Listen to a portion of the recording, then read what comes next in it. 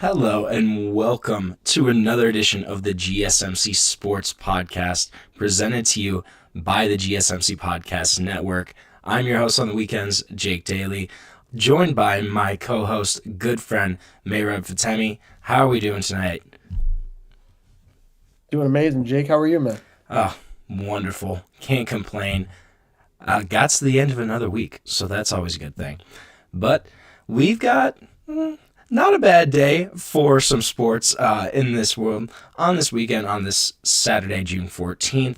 Gonna go over Game 4 of the NBA Finals. Obviously, a big-time matchup there in the world of basketball. We're also going to talk a little bit about NFL. Gonna get into the Cincinnati Bengals and Shamar Stewart, their first-round pick, holding out right now, not reporting to minicamp. Gonna get into what's going on there. And we're also going to dive into the NHL, talk about the Stanley Cup and what's been an incredible series so far. Going to preview that Game 5 tonight. But first, before I dive into anything else, I just want to remind everybody that this show, it's all about you. We love hearing your comments, your questions, your insights, your opinions, your hot takes, whatever you got. We want to hear it. We want to make this show as interactive, as exciting as possible. Now, one easy way to do that, if you're on YouTube, you can use the Super Chat feature. To use the Super Chat feature, all you have to do is click the $sign at the bottom of the chat box, type in your message there, send that in. This guarantees that your message gets on the air, gets read live, and it's also just a great way to support our channel. Now, if you're not on YouTube, if Super Chat's not your thing, you can also go to gsmcpodcast.net to tip or donate there at that link. Again, that is gsmcpodcast.net. Now, let's get into the biggest story, I think, of today in the NBA Finals, Game 4 last night. An incredible game and kind of a different game that I think we've seen from this series. Oklahoma City, the ones to erase a 10-point deficit in the second half and come back. Mehrob, what did you kind of think from this Game 4? What was your reactions? And just anything you kind of thought stood out?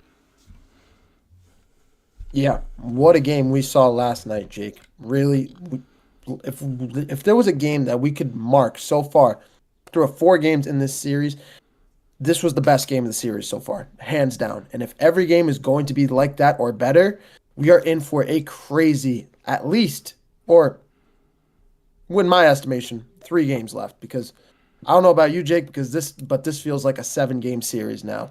The Thunder coming away with a crucial win in Indiana, 111-104, the final score, and erasing that 10-point deficit.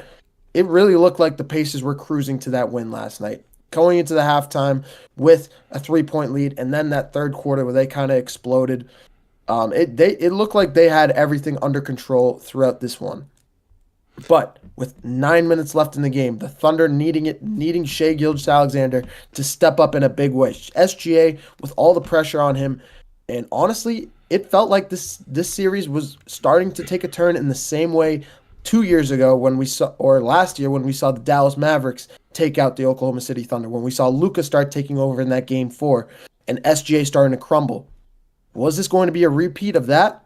And SGA said no. SGA coming alive in the last 6 minutes of this game, going off for 8 points in the last 6 minutes, hitting a clutch 3, a couple clutch buckets, getting to the free throw line big time. He came alive, finishing with 35 points. Jalen Williams by himself also putting in another 27. Caruso being the first player in NBA history to have multiple 20-point games after having 0 in the regular season. 0, the first person in NBA history. And he's been phenomenal throughout this series. He's a big reason why Oklahoma City won this game last night. Did I mention Chet Holmgren had a double-double with 14 and 15? The guy that we said had to step up in a big way, showed up and showed out. This was a team win for the Thunder, and honestly, this could be this win last night for the Thunder could shift the entire series, because what would have been a 3-1 lead for Indiana going back to OKC is now a 2-2 series going back to OKC. And when teams win every team that wins Game 5 wins 4 out of 5 times in most series. This is 2 teams that haven't been here before, and this is going to be a massive Game 5. Yeah, I think one of the kind of interesting things that you brought up is almost how the Pacers kind of gave away this game, right? We saw Oklahoma City almost steal it right at the end. Almost kind of inverse of what happened in game one, where Indiana stole that game from the Thunder on their home court. I just think it's kind of interesting where we've kind of seen, normally it's been the Pacers that have kind of clawed back from these double digit deficits and been able to just somehow find a way to win.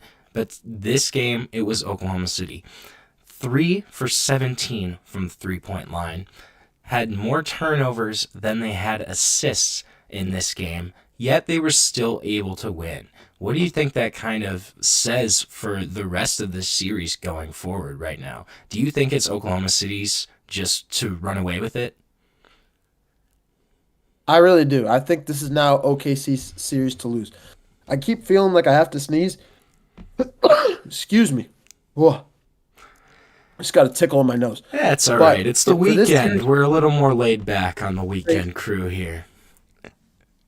we're hanging out. We're doing it. We're going with it. Excuse me. I'm sneezing a lot. I got allergies going. Something's going crazy in my nose.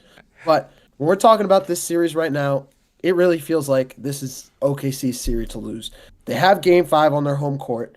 They're going to be heavily favored to win. This is their series. If they win Game 5, like I said, 4 out of 9, 8 out of 10 times, 4 out of 5 times, teams win. Whoever wins Game 5 wins this series. And the way that OKC's been winning these games have been much more dominant, it feels like, than the way Indiana has. Indiana stealing Game 1. Game 3, they kind of had to. It felt like Indiana was going to win this game. If there was a game that Indiana was going to win, it felt like it was going to be Game 3. But Game 2, Aaron Wiggins came alive and the Thunder dominated. Game 4, the Thunder steal. And that's why I'm saying this game last night was so crucial, because the way that Indiana was playing, it literally just felt like OKC flipped the script on them. So this is their series to lose. They have home court advantage once again. Game 5, if it goes to a Game 7, it will be once again in OKC. Indiana has to win this game in Game 5. They have to win on Monday night if they want to have a chance. And even then, do not count OKC out of it. I still think this is OKC's series to win. Yeah, I think you have a lot of valid points here. I don't know if Indiana's going to go away that quietly. And this was a really interesting game where in the fourth quarter, everything that could go wrong went wrong. We saw them go 5 of 18 from the field, miss all 8 of their 3-point attempts, couldn't rebound. Pascal Siakam, who was their leading scorer throughout the game, couldn't do anything in the fourth quarter.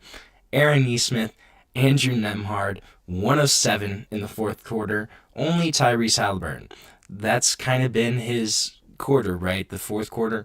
Only him kind of did something okay in the fourth quarter for Indiana.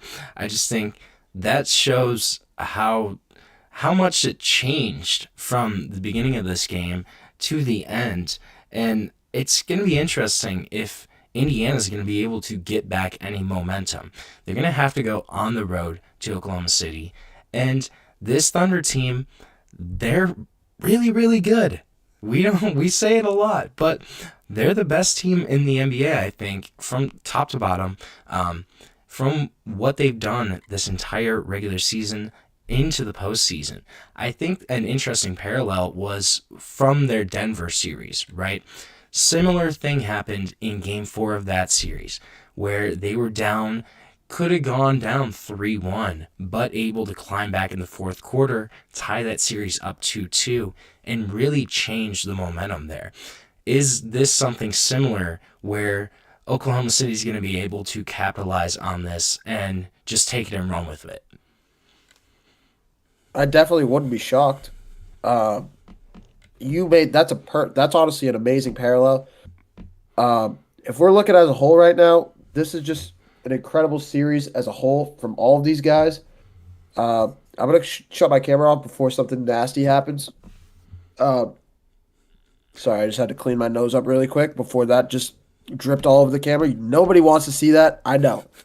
But when we're We looking are at this right struggling now, on this Saturday today yeah, here with I'm the. all over the place. This is the craziest intro to any show I've ever done ever. So I'm sorry to all the viewers, but when we're looking at this right now, that was an unbelievable parallel. OKC kind of stole that game for, and they were in a similar situation. They reclaimed home court advantage, being down 2-1, could have been down 3-1, and then somehow that game four kind of turned the series around for them.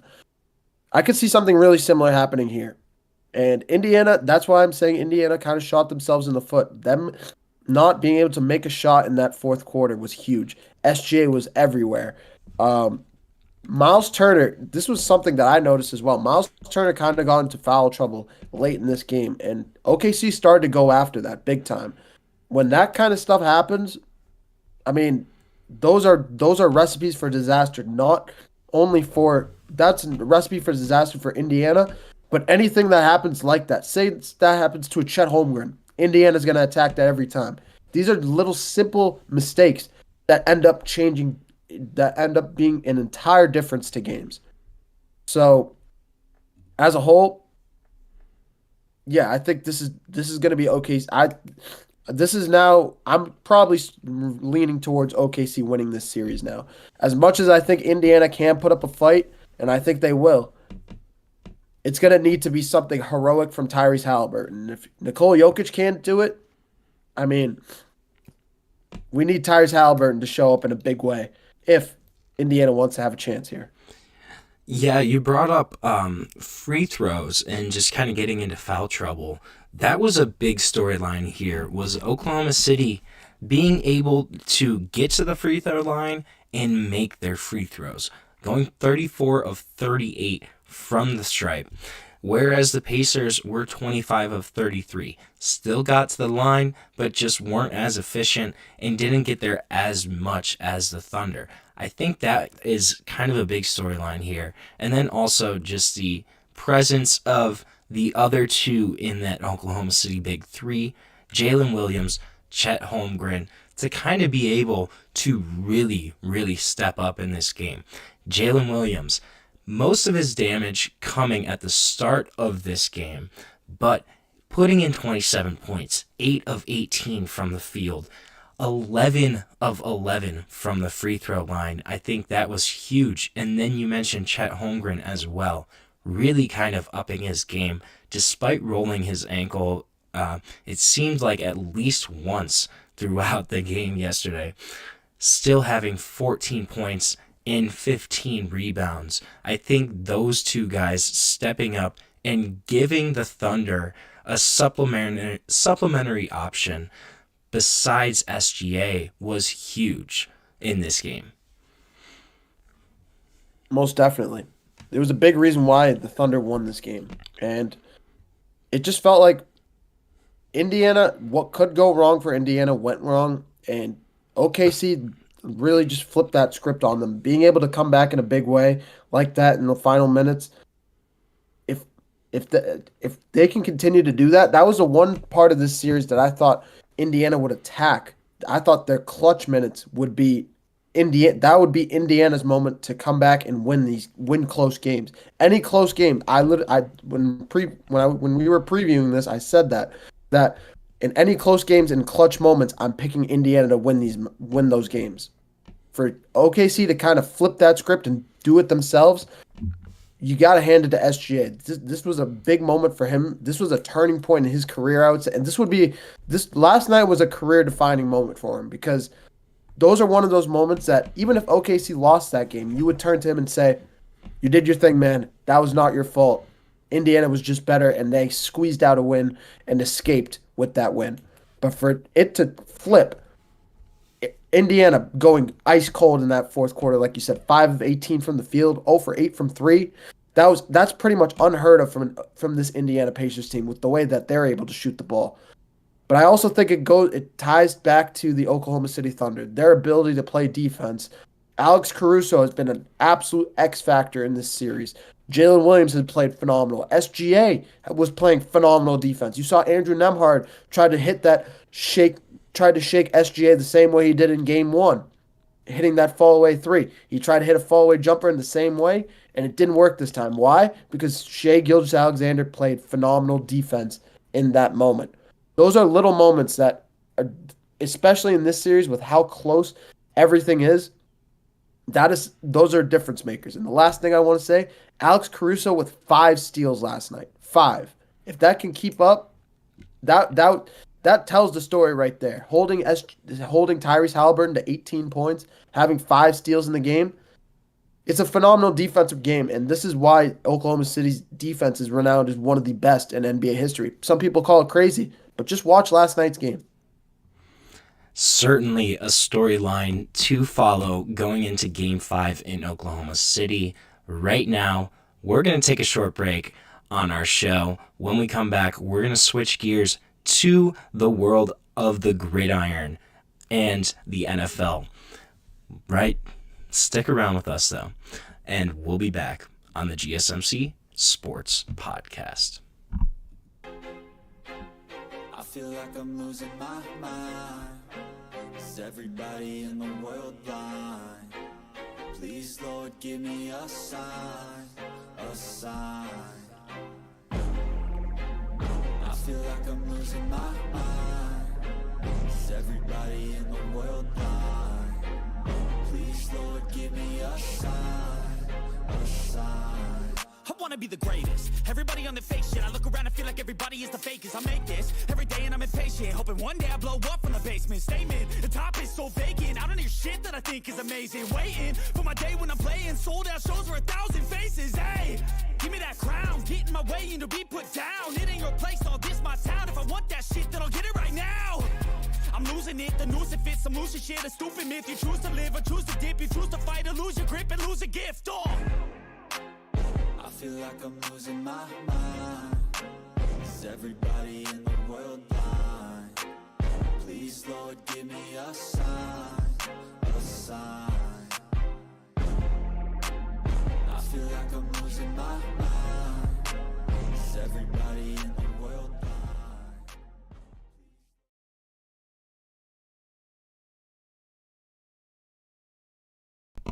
Welcome back to the GSMC Sports Podcast. I'm your host, Jake Daley, alongside my co-host, good friend, Mehrob Fatemi. How we doing tonight on this beautiful Saturday evening? All right. I think we're going to have a solid show tonight. You know, it's just the two of us, the weekend crew. Loosen up a little, you know, it's not as tense as the week, so we're gonna be all right. We're gonna be going good. But right now, we're gonna switch gears after talking about the NBA. We're gonna go on to the NFL. But before I dive into anything related to the NFL, I just want to quickly remind everybody that this show, it's all about you. We love hearing your comments, your questions, your opinions. We want to make this show as interactive, as exciting as possible. Now, one easy way to do that, if you're on YouTube, you can use the Super Chat feature. To use the Super Chat feature, all you have to do is click the $ at the bottom of the chat box, type in your message there, send that in. This guarantees that your message gets on the air, gets read live, and it's also just a great way to support our channel, support what we're doing here. If Super Chat's not your thing, you're not on YouTube, you can also go to gsmcpodcast.net to tip or donate there. So, let's talk a little bit about the NFL and what is going on in Cincinnati with Shamar Stewart and another holdout for the Bengals. Bengals first rounder Shamar Stewart, defensive end out of Texas A&M, has officially left their mandatory minicamp after expressing his displeasure with contract negotiations with the Cincinnati front office. Something that's pretty rare, especially when you consider that rookie deals are pretty standard. Since 2010, 2011, they kind of put in a very similar scale for rookie deals where, depending on what round you get picked in, that's pretty much what you get paid. Here's a rookie that apparently has issues with that contract. What can we make of this, Mehrob? What do you kind of think of everything that's going down in Cincinnati right now? Yeah, say that the way you just described it is saying it nicely. Let's be real here. Cincinnati is a absolute mess with their GMing spot, with their financials across the board. It is an absolute train wreck over there. You have guys like Shamar Stewart, which recently is the biggest name out there, and a rookie just looking for a rookie deal, but they're adding clauses like if, say, he gets hurt in the next 2 years, you can automatically lose all your guaranteed money. What is that, man? You can go into the college. You can go into college portals into FCS schools and get better deals than that with NIL money. Seriously, you get better. You have opportunities to actually earn your money. And I'm not saying that he should do that. He's at the level. He may have had a little bit of a quieter career with only 4 sacks in this year's college season, but he is one of those. He's speedy. He's quick. He's agile. He's a great defensive end, and he's very young in the league. If you want to just give him like a $2 million, $3 million contract as a rookie deal per year, do that. And I think 31 other teams would do that. But for some reason in Cincinnati, it is just an absolute mess. You have guys, I brought up Shamar Stewart. I didn't bring up another guy in the name of Trey Hendrickson, who's also looking for a deal on his own. You also bring up a guy like Jermaine Pratt, who was looking for a deal, just got signed with Houston. They finally gave him his money because Cincinnati wouldn't. Why? It's such a mess with the financials over there that you even have a rookie in Shamar Stewart that's looking to possibly re-enter the NFL, the 2026 NFL draft, to terminate his time, to cut ties with Cincinnati and just say, we're just going to hit the undo button and go back to the NFL draft next year. That is how badly that they're treating him. And he's voicing his opinion, and I think he's very fair to do so. That's just my take. Hey, fair enough. In terms of Shamar Stewart, I tend to disagree with kind of his valuation as a prospect. This is a guy that was drafted in the first round, and 4.5 sacks across his entire career in college, not just in one season. Across 3 collegiate years, this guy has only had 4.5 total sacks, yet was still a top 20 pick. So at that point, what are you complaining about, Shamar Stewart? You are already, I think, drafted higher than you probably should have been. It is kind of interesting, though, what this dispute seems to be more so about is the actual language. So in this case, in terms of what Cincinnati's kind of putting in each first rounder's contract. In 2023, when they drafted Myles Murphy out of Clemson, his clause was a little bit different than what they used in 2024 for Amarius Mims out of Georgia. Now, again, this year, they're trying to kind of change the language a little bit around what happens if there's a default on the contract. So this is all kind of really technical stuff, but it seems that this is something very minor to kind of get held up on. If you're Shamar Stewart, why do you think his camp in particular is saying that they don't want to sign with the Bengals? I think if a rookie like this comes out and officially says, I'm cutting ties with the Cincinnati Bengals, I think it says to every other free agent out there, do not come to the Cincinnati Bengals and expect good things. Not that you won't expect success. You won't expect money, and you'll expect a lot of going tooth and nail, just trying to earn your money, earn your pay, earn your worth. For a guy like Shamar Stewart, you are completely right when you say that he did get drafted a little bit high. I just think there's a reason that some of these teams do that. Sometimes they just see talent. Sometimes they see small flashes, especially in combines. Shamar Stewart did go to a big school. He did have a great roster, and he had good opportunities to make the most of those chances. It is 100% valid to say that he got drafted a little bit high. What's not valid, though, is to not get paid at least like $2-3 million. What's not valid is to have your front office say, we want to put these small fine print that if you get injured or if you make some off the field mistake, we'll DFA your entire we'll DFA your entire contract. You'll lose all your guaranteed money and you won't be on the team anymore. Just for minor mistakes. These are guys that are just coming into the league, and injuries happen, especially in the NFL. We saw it this past year with the amount of injuries we saw, especially the last 3 years that the injuries have been on a little bit of an uptick. It happens. It's just part of the game. But I think as much as it does speak on Shamar Stewart, I think it looks worse on the Cincinnati Bengals, in my opinion.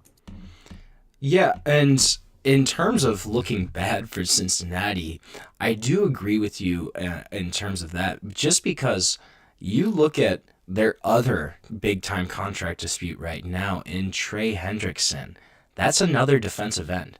So you drafted a guy in Shamar Stewart to potentially replace Trey Hendrickson. You knew that Trey Hendrickson was going to want a new contract, right?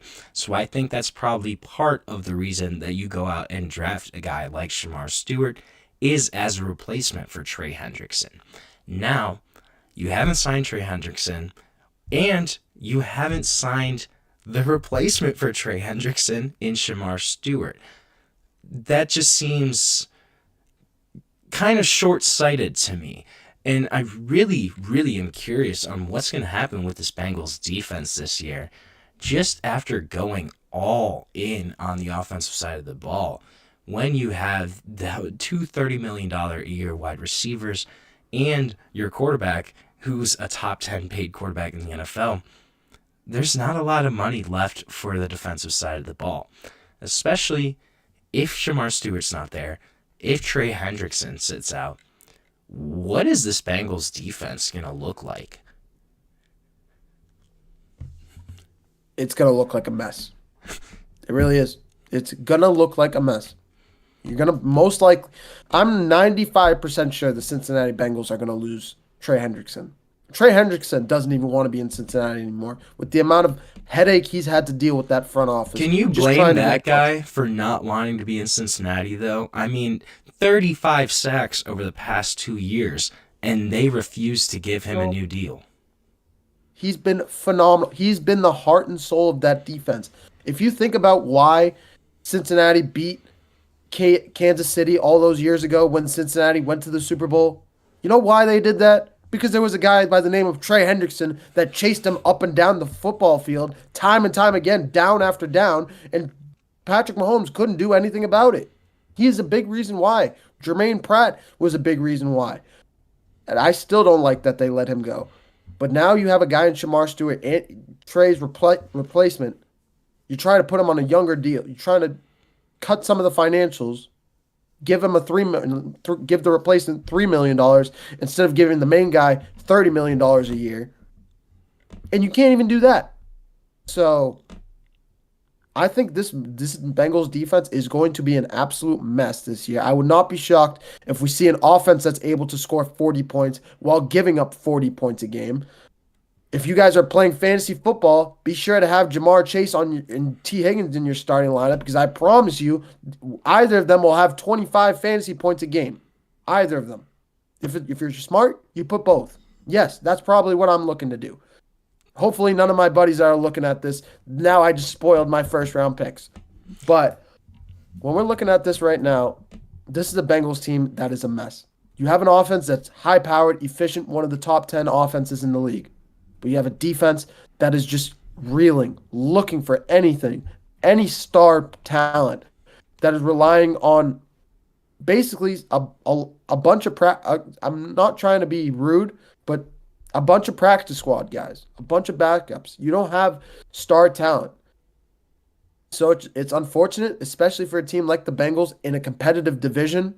This might be an unfortunate year for the Bengals, and this should be a sign to everybody in the NFL not to do what the Bengals did with their offense. Yeah, and we're just going to have to wait and see what this lopsided Cincinnati team is going to end up looking like. But just like us, we're going to wait, and we're going to take a short break on the GSMC Sports Podcast. Stick around. When we come back, we'll be talking some NBA and the Knicks. Who's going to be their next head coach? Stick with us. We're going to discuss it when we come back on the GSMC Sports Podcast. Looking for your daily fix of sports talk without having to pay for it? GSMC Sports Network is available on YouTube.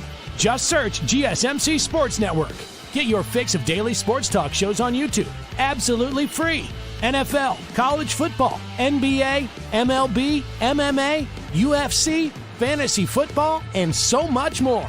GSMC Sports Network has shows running all day long, with new sports shows starting every 2 hours. Just like on your favorite cable sports channel, except GSMC Sports Network is absolutely free. Just search GSMC Sports Network on YouTube to catch one of your new favorite shows, like the GSMC College Football Podcast, Chip Shot Football Podcast, Hoops and Heels Women's Sports Podcast, GSMC Basketball Podcast, and so many more. Check it out for yourself. GSMC Sports Network, now available on YouTube absolutely free. Search GSMC Sports Network on YouTube right now.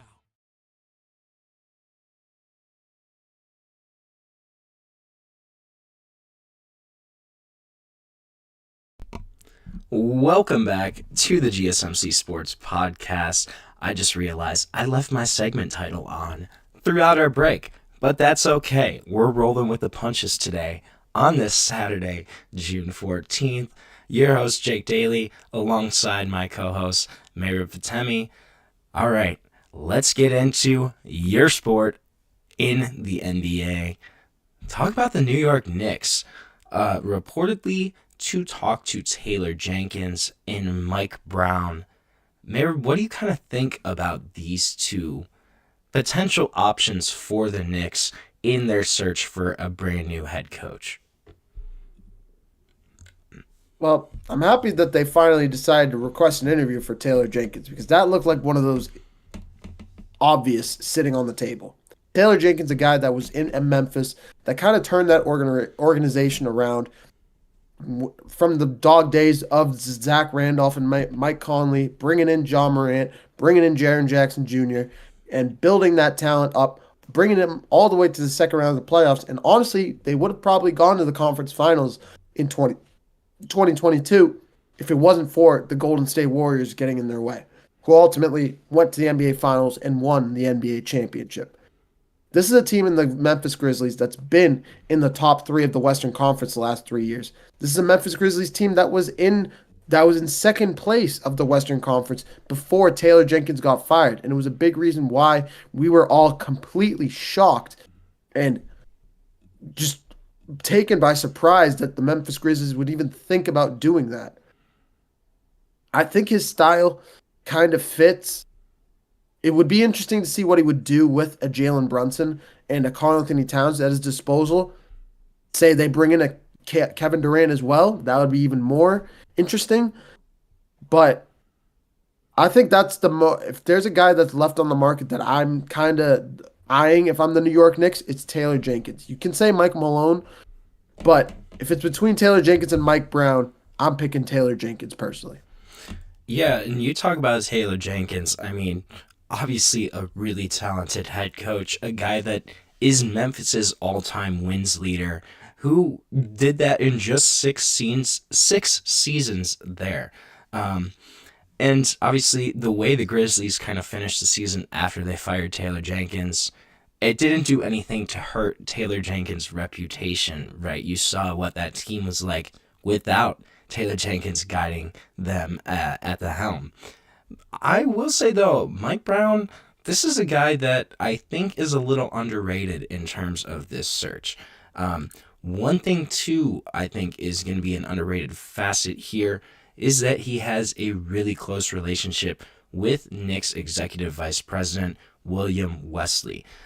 This dates back to the mid-2000s when Mike Brown was the head coach of the Cleveland Cavaliers. William Wesley was kind of one of LeBron James's guys. So they've gone all the way back to when Mike Brown coached LeBron back in the mid-2000s. And Mike Brown, a guy that has really kind of built himself up as a coaching candidate, was the lead assistant on those Warriors teams under Steve Kerr, and then was hired by the Kings and really had a solid run in Sacramento. Became coach of the year in his first season there. helped them end their playoff drought, and then the wheels kind of fell off a little bit, but I think he was fired a little prematurely. That was my opinion. I wouldn't discount Mike Brown here as a potential option for New York. What do you kind of think about that? Definitely, I 100% agree with you. This is a guy, Mike Brown, like you said, coached LeBron James, a guy that coached under Steve Kerr in Golden State prior to joining the Sacramento Kings. And it was a big reason why Sacramento was willing to take him, because of that experience with Steve Kerr, winning 2 championships in there. Was not there in 2015, but was there in 2018 and 2019. This is Mike Brown that brought the Light the Beam chat, reawakened Sacramento in Kings Nation. Honestly, I agree with you. However, he was there when Tyrese Halliburton got traded to the Indiana Pacers. He was there when they decided to part ways with De'Aaron Fox. Okay, that might be a little premature. I don't know if the second part was true. But he was definitely there when Tyrese Halliburton got traded. And that was a big reason why I think there was a little bit of locker room friction between him and De'Aaron Fox and Domantas Sabonis. You're seeing Domantas Sabonis starting to publicly express his disapproval with how they've treated him over there. When I'm looking at Mike Brown, I like him as a coach. I think he's good when you have good talent. I just don't know if he can handle that New York spotlight, and that is going to play a big role in this market. Who ends up getting this job is going to need to have a name for himself. Taylor Jenkins has a name for himself. Mike Malone has a name for himself. We were even bringing Jim Wright into the conversation. Why? Because he coached at Villanova and won national championships and hasn't been in the NBA, hasn't shown his face in coaching since. We don't know why, but I think we always thought New York would be a good spot for him. Why? Because he has that experience. He's going into the New York market, into a big market. He might want to coach that team. You're going to need to be able to survive that tsunami, because when things start going wrong, you're going to hear it everywhere, because that spotlight will be on you and that hot seat will be burning like it's sitting in a volcano. So all of that together, I'm just worried Mike Brown won't be able to handle that. And I think that's a big reason why I don't see him as one of those top candidates. If some of the top candidates fade out, I would not be shocked if he gets up there. But there's some candidates above him there's some candidates I would put over him. The one thing I think is kind of interesting, too, with this whole situation, so New York, they fired Tibbs, obviously, and then it kind of seems like they didn't really have a plan after that. It seemed like they had a couple names in mind of potential targets, but there wasn't a clear-cut, we're going to go get this guy. Unless they're waiting on somebody that I just haven't seen yet, it doesn't seem like New York really has kind of gone through this coaching process with a plan. You look at all the guys that they got denied to interview. Quinn Snyder, Jason Kidd, Ime Udoka, Chris Finch. New York put in requests to interview all of those guys and got denied by every single organization, which I'm not super surprised by. But still, it just seems like New York didn't really kind of have a plan once they fired Tom Thibodeau. Do you see it that way, or do you kind of think that they do actually have one target right now in mind? I think their plan was trying to steal somebody from these other teams by requesting interviews, and I think I speak for everybody in America saying you are absolutely crazy if you think any of these big-name coaches are going to move off of their coaches just so they can go interview for your team, even though they're under contract for our team. I know you said that. I know Jeremy said that. I know Nolan said that. Everybody I've talked to has said the same thing. I think I did not really like that they fired Tom Thibodeau personally, just because I think he used what they gave him. That he worked with what he had. His bench was his Achilles heel, and you say that he wouldn't have even used it if it was good anyway. I get it, but if it was good, he would have used it. let's be real here. If the Indiana Pacers are going 10-man deep into their rotation, even Tom Thibodeau tried to do that by putting DeLon Wright in, the rookie that they just brought in this past year that didn't really get that many minutes. And what did he do? Get into foul trouble early. Andrew Nembhard picked him apart. And next thing you know, Indiana's going on a run in the third quarter. And you can't use him. So it's unfortunate. Tibbs tried to use what he could. He didn't use it in the regular season. I got it. People were calling for his job in the regular season. I get it. He did come out and beat the Detroit Pistons, something I didn't even think they could do. He did come out and beat the Boston Celtics after going 0 for 4 against them in the regular season. He beat them in 6 games. That has to mean something. He went up against the Indiana Pacers and pushed the series to 6 games. That has to mean something. I understand they should have won. If they had lost to Boston, I get it. But he he beat the defending champs, and he did his job. He just ran into a brick wall, and the other team was he got outmatched. It's just unfortunate, but it's just the way that it shaked out.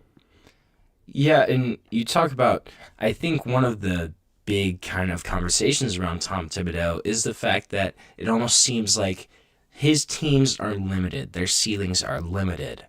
But I also kind of question who's a coach out there right now that can raise the ceiling of this New York team? Or do they have to change the composition of the Knicks roster? Do we have to move off of Mikal Bridges? Do you move off of Karl Anthony Towns? What do you do for New York to make this a championship roster? Well, I think if they got rid of Mikal Bridges after 1 year, Leon Rose would be on the hottest seat of all time. He would be. I can't even compare him to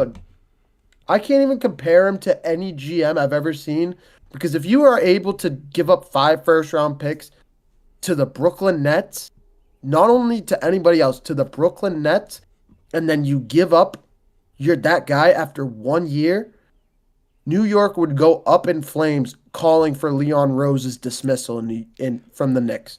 It's unfortunate, but it's how it would shake out. He might just be untouchable for that reason. Karl Anthony Towns, as much as I love him, as much as I hate him with his back against the basket, I think he has the footwork of a child sometimes. No disrespect, Cat. You have the best shot of any big man in basketball. But I think that shooting makes him very valuable in the league, especially with the new style of the NBA. And I think if it keeps coming, I think there's a reason why there's rumors of Kevin Durant being added to this team, and we'll get into that a little bit later. But there's a reason those rumors are real. There's a reason Jimmy Butler's rumors were real when Miami was trying to get rid of him. They are trying to dial up this team. They're trying to beef up this roster, trying to make it a little bit of a deeper team. And they don't really mind going up into that luxury tax apron if they have to. They want to pay these guys. They want to try and capture a championship. But what you have to do that is you have to load up that roster. I don't mean the starting lineup. I mean make it deep enough to match up with the Indiana Pacers, because this is the new style of the NBA, unfortunately. Not even unfortunately, just how it is. Yeah, I think whoever New York hires, it's certainly going to be a ton of spotlight put onto that head coach just with this roster and what they kind of were built to be. They were built to beat Boston. They beat Boston. Are they built to win an NBA championship? I'm not really sure if they are right now. I don't know if I'm going to put all of my poker chips towards the New York Knicks at this moment. But it's certainly going to be an interesting conversation, and we're going to have to just see who ends up being their new head coach. I don't know if it's going to be one of these old veterans or if it's a newer, younger assistant. I think that's also very much a possibility still at this point, but we're just going to have to wait and see. But right now, we are going to take another short break, and when we come back, we're going to keep rolling on this NBA train and talk a little more about the finals and some potential X factors for Game 5. So stick around and stick with us. We'll be right back on the GSMC Sports Podcast.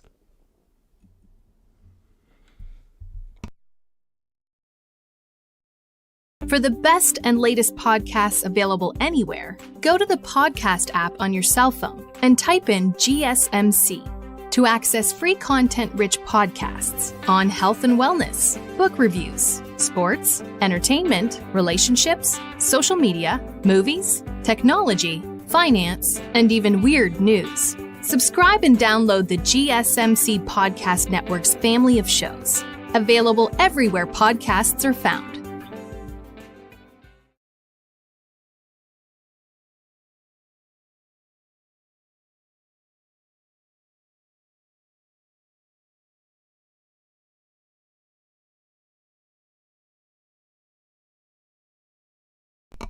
Hello, and welcome back to another edition of the GSMC Sports Podcast.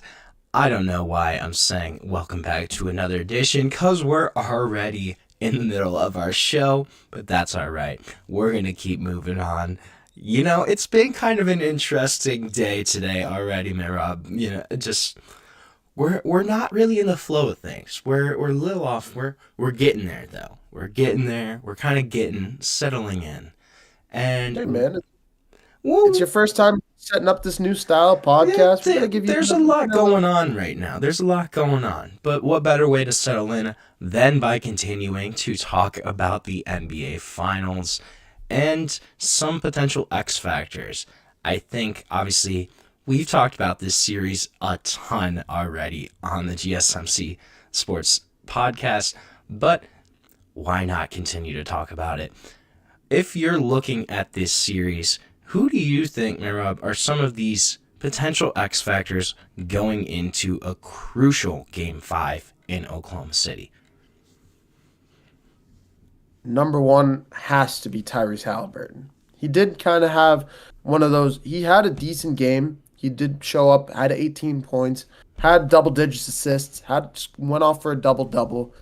But when you're looking at this team as a whole, it really looked like they ran out of gas at the end of this game. And whether you want to say that the Thunder took Tyrese Halliburton out of the game, regardless, he's the star guy on the team. And what he's been doing in this series, all series long, he shows up in the fourth quarter and goes ballistic. And that's what he's done time after time, except for last night. So I'm looking for him to have a little bit of a bounce back game. He's my first X factor. Number two has to go to Pascal Siakam. He has to be one of those guys that when Tyrese Halliburton starts to fade away a little bit, he shows up and starts cleaning it up. Not cleaning it up exactly, but just trying to take some of that pressure off of Tyrese when that shot isn't falling. We saw some of that at the end of Game 4, like I said, but Siakam did not show up in that fourth quarter. He did have 20 points in this game and was the leading scorer of this Pacers squad, but he did not show up in that fourth quarter, and he was missing some easy gimme shots that we see him making time after time. We see him getting the better of Chet Holmgren. This time around, it was the opposite way. If he needs to show up in a big way, he's my second X factor. After that, I'm going to give the third X factor to the entire bench of the Indiana Pacers. Obi Toppin, TJ McConnell. TJ McConnell, especially in Game 3, was an X factor. Obi Toppin, the X factor of Game 1, going off for 5 threes. Benedict Mathurin being the X factor of Game 3. Across the board, these are guys, even Aaron Nesmith, across the board, when you look at this team, they are so deep. There are so many guys on this Pacers bench that can go off whenever they want to for 10, 15 points. And that's what they're going to need from them in a Game 5 in OKC. They're going to be on the road. They're going to have their backs against the walls. I expect Tyrese Halliburton, I expect the stars to show up. But if one guy on the bench can go off for like an Aaron Wiggins style 20 points, like an Obi Toppin style 20 points, 18 points, I think Indiana can pull this one out in Game 5 and send it back to Indiana with a 3-2 lead. I think it's kind of a little cheating to just take the entire bench here. I mean, come on, you can't take like 8 guys.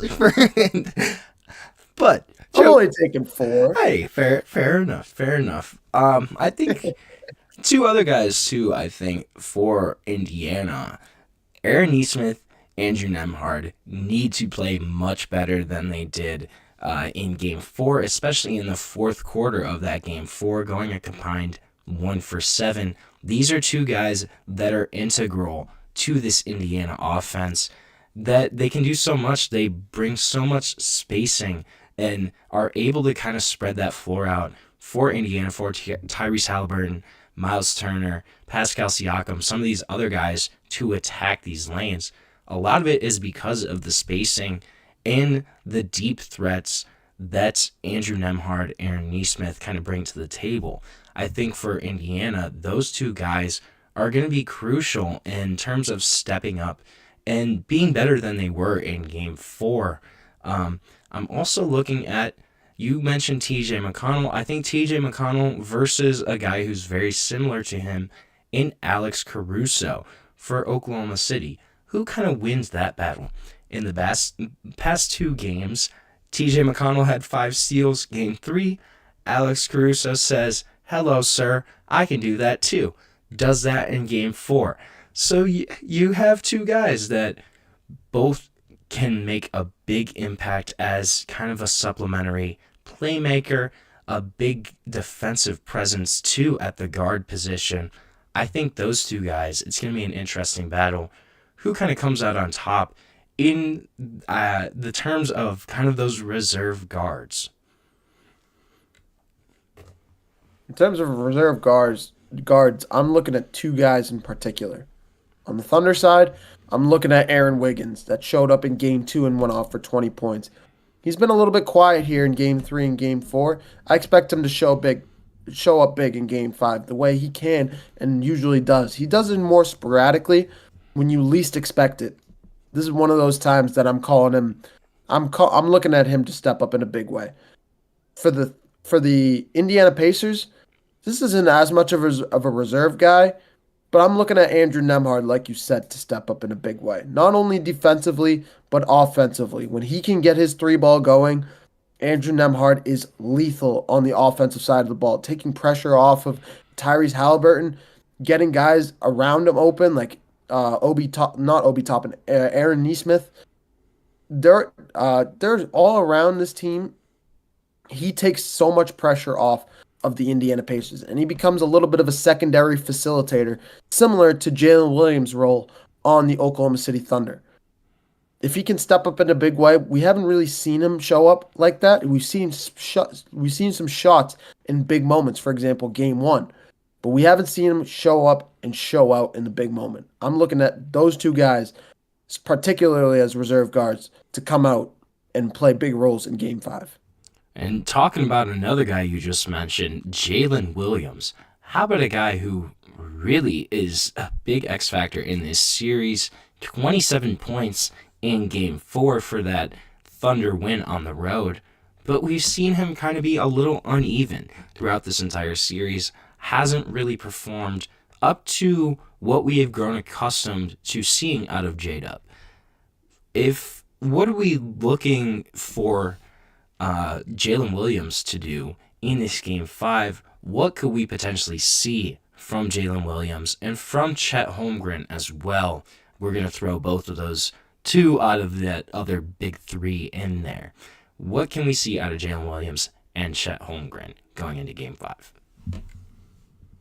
For Jalen Williams, I'm looking at him to continue to step up. I want to just tell you these stats really quick because he's been phenomenal this series. Going back, like I said before this entire series started, Jalen Williams had a big Western Conference Finals. I was looking at him in the Denver series, and I was saying, this is supposed to be the secondary option. 2 for 14, 1 for 10 from the field, 4, 5, 7, 9 points in games. That is not the normal Jalen Williams that we're used to seeing in the regular season, going off for 30, 40 points sometimes. That is not the normal Jalen Williams. He comes out in the Western Conference Finals, averages over 20 a game, and I said this was a big turning point, not only for him, but the entire big 3 of Oklahoma City. We looked at the entire depth, and we said they have great depth, but outside of Shai, they don't have another secondary threat to attack. If you take Shai out of the picture of Oklahoma City, they become very one-dimensional, and they don't really have a guy to step into that role. Now we see guys like Jalen Williams step up, like Chet Holmgren step up. Chet's still trying to figure it out, But let me just bang off some stats here for Jalen Williams. 17 in game 1, 19 in game 2, 26 in game 3, and then 27 in game 4. He hasn't been very efficient. We've seen some 5 of 14, some 8 of 18s like last night, some 6 of 19s. But 7 rebounds, 6 rebounds, 5 assists in some games.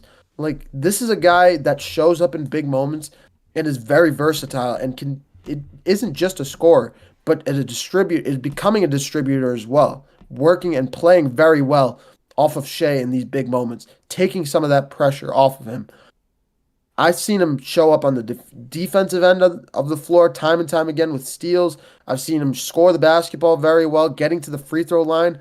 As much as I got on him in Game 3, and he looked like he cleaned that up a little bit after Game 3 at the free throw stripe. But he's looking like one of those guys that is going to continue to show up, and if he does that, the Thunder as long as Jalen Williams keeps playing like this, I don't see the Thunder losing this series. Maybe that's a part of the Pacers. Maybe that's an area that the Pacers should look to try and take away from the Oklahoma City Thunder. Try and take Jalen Williams out of the picture if they can. It's easier said than done. But Jalen Williams has definitely been an X factor in this series, and I'm looking at him to continue to show up as a number 2 option. Yeah, and then I just want to mention some X factors too that aren't necessarily players, but I think whoever team is better in terms of discipline and in terms of maintaining composure is going to have a much better chance to win Game 5 and then this series. You look at discipline. Free throws was a big part of the story in Game 4.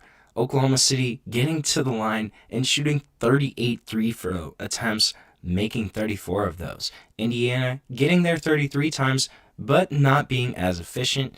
And then I think Indiana having to go into Oklahoma City in a really big Game 5, that's going to be tough. And are they going to be able to maintain their composure against that road crowd, being in that tough environment? Is Indiana going to be able to do that? I think composure and discipline are 2 kind of underrated aspects of this series.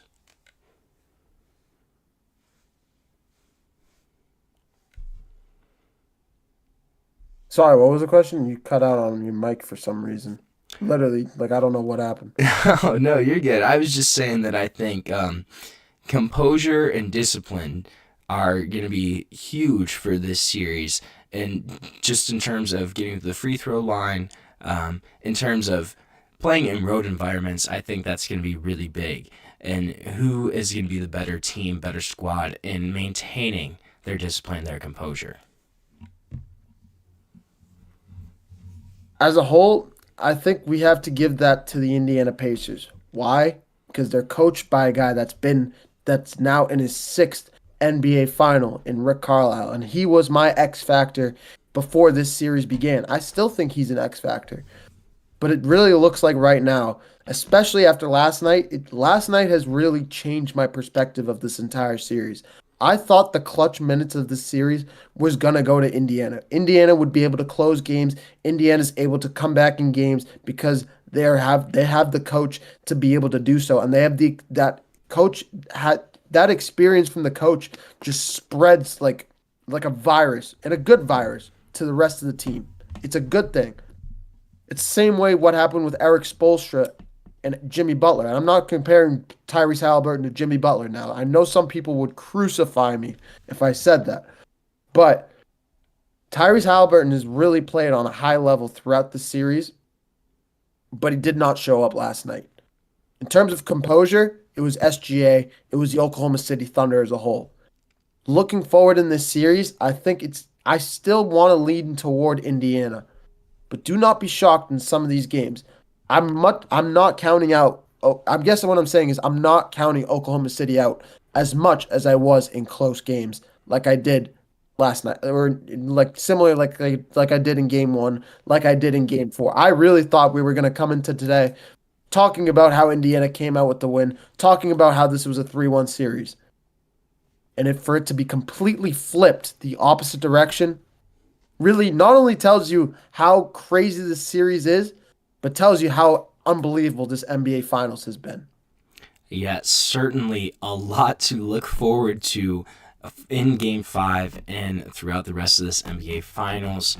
But right now, we're going to take another short break. When we come back, we're going to switch gears. We're going to rotate off of the NBA for a little bit, and we're going to go back to the NFL and talk about some quarterback battles, some quarterback competitions to keep your eye out on going into the summer. But stick with us, and we'll be right back on the GSMC Sports Podcast. I feel like I'm losing my mind. Is everybody in the world blind? Please, Lord, give me a sign, a sign. I feel like I'm losing my mind. Is everybody in the world blind? Please, Lord, give me a sign, a sign.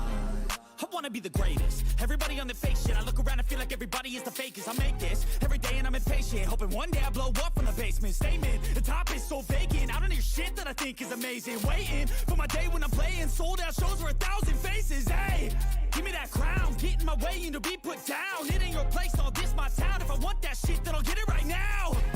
I'm losing it, the noose it fits, I'm losing shit. A stupid myth, you choose to live or choose to dip. You choose to fight or lose your grip and lose a gift. I feel like I'm losing my mind. Is everybody in the world blind?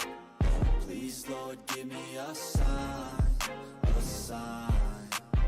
I feel like I'm losing my mind. Is everybody in the world blind?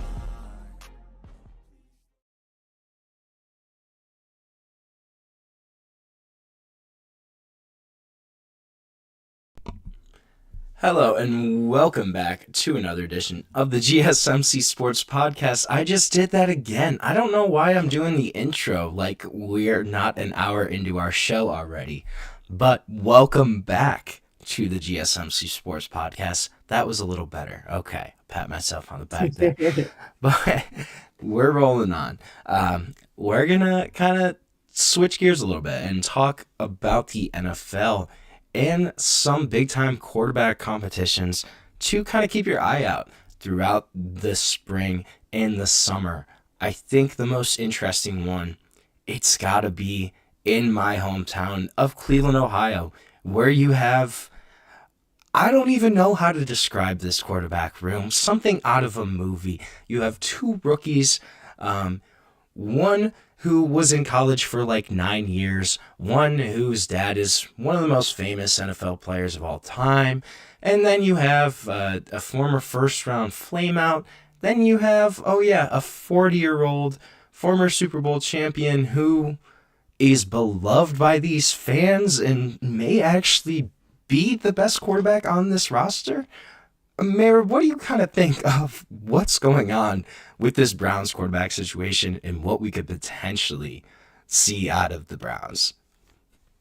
I'm laughing because it's so funny when you actually lay it all out. I mean, it's all true. It's. I didn't say anything false. You have famous guy. You have the guy that's been in college, that has the most college experience of all time, and then you have the 40-year-old. The former Super Bowl champion like a decade and a half ago, just sitting in the starting role right now. And don't forget Kenny Pickett there. Don't forget Kenny Pickett too. I'm sorry, I forgot about Kenny. I think Pittsburgh forgot about Kenny Pickett, man. Oh my! This is a quarterback room that is straight out of a sitcom, straight out of The Simpsons. I'm serious. It is so funny, and it's funnier because you would think that would be the Pittsburgh Steelers room, but it's not. It's the Cleveland Browns. The Browns continuing to be the Browns. I know you're from Cleveland and you've been a lifelong Browns fan. I'm so sorry that you have been. I respect to you that you have and continue to stand by them the way you have. But the Cleveland Browns continue to do Cleveland Brown things. They do look like they have some bright future there. But I'm hoping you have a bright future when you have two rookie quarterbacks and then Kenny Pickett. And then, of course, you have Joe Flacco, where these rookies can learn from a guy that has so much experience in the NFL, a former NFL champion with the Baltimore Ravens years and years ago, but nonetheless, it is Joe Flacco, and he's one of those guys that's been a trailblazer as one of those guys that you just throw into the starting lineup and he'll win you games. He's won some crazy games throughout the last few years. He doesn't really do it too often. He has been a little bit inconsistent, but you do see those 40-point Cleveland Brown wins when they beat the Baltimore Ravens, when they beat the Miami Dolphins, when they beat some of the Titans of the NFL. And you just sit there and you're just baffled because it's Joe Flacco. He's just not consistent. And you, as much as you wish him to be, he has had some injuries. But I think when I'm looking at this quarterback room, it's pretty much undeniable that we put Joe Flacco in to start the year. But after that is when things get a little bit interesting. You have Shedeur Sanders waiting in the wings. You have Dylan Gabriel that's sitting back there, the guy from Oregon that's been there for years. Bo Nix 2.0, if you want to call him. Bo Nix was in college until he was 24, 25 years old. It's looking like Dylan Gabriel is the second coming of that. I just think, I personally am leaning towards Shedeur Sanders picking up that backup role. As shocking as it was to see him fall to the 5th round, he has shocked some people in Cleveland so far throughout minicamp and has been he's been interesting to watch. And it's going to be interesting to see how it all plays out. I think the final verdict will come in the preseason when we see Dylan Gabriel and Shedeur Sanders start squaring off against real NFL defenses in actual games. But before then, for a pre-prediction, I'm kind of rolling with Shedeur, and I would not be shocked if we see Joe Flacco start falling off, or hopefully he doesn't, but get injured once again, and we see Shedeur start getting plugged in around week 6 through week 8 is my early estimation. I think it's certainly very possible, and a lot of what I've been hearing out of Cleveland and out of kind of these local beat reporters is that the Browns coaching staff and front office has been very impressed by Shedeur Sanders throughout this spring offseason. He's made enough impressive throws. He's been attentive in rooms, been open to kind of growing and learning under Joe Flacco, some of these veteran leaders on this Browns roster. I think they're very impressed with Shedeur Sanders. I will say I wouldn't be surprised, though, to kind of see something where maybe Dylan Gabriel is actually the number 2, and Shedeur is kind of the number 3. But then when there's a time where Joe Flacco gets hurt or has to get pulled, it might be a little more of a conversation then. I think, though, if you're kind of looking at experience and just what these quarterbacks bring to the table, also the fact that Dylan Gabriel was drafted before Shedeur Sanders, a prospect that pretty much every NFL front office had behind Shedeur Sanders. Dylan Gabriel, he was the 3rd-round quarterback, not Shedeur Sanders. I think that does say something about what this Browns front office kind of thinks of him. So I wouldn't count him out yet. But another kind of interesting competition is the New Orleans Saints, with a rookie quarterback of their own in Tyler Shuck, battling Spencer Rattler after the surprise retirement of Derek Carr. What do you kind of see happening here in New Orleans to start this year? I haven't seen too much news out of New Orleans yet, so I'm going to defer to you really quick, Jake. Has there been any news about that QB battle yet between Rattler and Shog? Yeah, it's going to be an interesting one. I think Tyler Shuck probably, you would think he's the early front runner here, being the 2nd-round pick, being a guy that's already 25, 26 years old. He's a little more seasoned, a little more polished than some of these other rookie quarterbacks. But there's a lot of people in this building that do like Spencer Rattler, former 4th-round pick, a guy that has started multiple games for the Saints and has shown enough where there's people in that building that really like him. This was a guy that, if you look at his pedigree as a former 5-star prospect, guy that was on the Netflix show QB1, I don't know if you ever watched that before. I did watch that Will episode. I say, forgot about it. wasn't a fan of Spencer Rattler on that show, but the talent there with Spencer Rattler was clear. So I think that's going to be an interesting one where both of those guys are pretty young and both have a legitimate shot. I would probably say Tyler Shuck has the edge there. Indianapolis, I think this is an interesting one too, with Daniel Jones. And then, the former top 5 pick, Anthony Richardson, one of Jeremy's favorite archetypes over there. What do you think could happen in Indianapolis, especially considering the news that Anthony Richardson is out indefinitely? We don't know how long he's not going to throw. He has a shoulder injury, so he's out indefinitely. What do you think is going to happen with Indianapolis? Yeah, Indianapolis is in a really tough spot. You look at Anthony Richardson, a former top 3 pick in the NFL draft, one of those guys that you looked at and you saw Cam Newton-esque guy, a guy after Lamar Jackson that was, when we saw Lamar Jackson enter the league and take the league by storm, and you saw the next guy in Anthony Richardson, you're like, Indianapolis is going to be one of those next teams in the NFL, one of those big name teams. And I was one of them.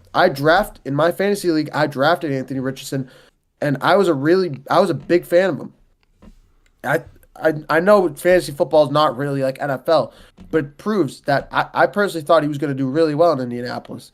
It just really hurts to watch a player of that caliber, of that talent level, dealing with the amount of injuries that he's had to deal with. 2 season-ending injuries so far in his career. He now has a shoulder injury that he's already been labeled to be out indefinitely. Will he be back by the time the regular season starts? We haven't seen any news on it yet, and in my estimation, I don't think so, because this is one of those injuries, an AC joint issue, which not only does it require surgery, but it's one of those problems that just lingers, and it comes back every time you take those hits and you fall on that shoulder. It will come back every time that you take a helmet to that shoulder. It will come back every time he tries to scramble out of the pocket. He will be cautious and he will be nervous because he will think of that shoulder injury. We've seen injuries like this cripple players, and we just saw a guy by the name of Derek Carr, which we were just talking about, retire because of a shoulder injury. So all of that coming together, this is a guy that I really feel bad for, and this is an organization in Indianapolis that is reeling, that is begging for something at the QB position. You now have a guy in Daniel Jones that you're pretty much 80% of the way of handing the baton over to, and a guy that miraculously made the playoffs 2 years ago, but since has not done much. They do have a little bit of an offense. They do have a great running back there with the Colts, but it just doesn't look like unless he can be a good he has to be a good game manager over there in Indiana. He's going to have to figure out how to evade the pocket, how to step up in the pocket, how to stop taking unnecessary sacks, which he has a big some people have a turnover problem, then other people have a sack problem. Daniel Jones is one of those guys that doesn't know when to throw the ball away. And sometimes that's a good thing. But when you take too many sacks, not only do you get injured with concussions, which Daniel Jones has a problem with, but it's not a good trait to have as a quarterback. So I feel really bad for the Colts as a whole. I don't really know what they have to do, what they can do to turn this around. Yeah, the Colts situation is, I don't envy them. I will say that. I was never one of the biggest Anthony Richardson fans. Yes, he had flashes at Florida, but also never completed more than 55% of his passes. Never really kind of seemed to be developed as a quarterback and as a passer. That's kind of one of my big sticking points when I'm looking at quarterback development. Anthony Richardson just never had that. So I wasn't necessarily super surprised to see him struggle. And then when you consider now with all of these injuries, I think it's very unlikely that Anthony Richardson ever ends up being an above average starting quarterback in the NFL for a long time. Now I could see this maybe being a half a season or so where he kind of has glimpses of that talent. I just don't know if we're ever going to fully see that, but their other option in Daniel Jones, it's not super exciting either. So Indianapolis, it's a tough situation to be in right now. We're going to just have to wait and see, though, kind of what happens. Whether Anthony Richardson will actually throw football this year, that's a big question mark still. But it's just kind of going to be a wait and see. And we're just going to be here sitting on the sidelines waiting to talk about it. Right now, we're going to take another short break.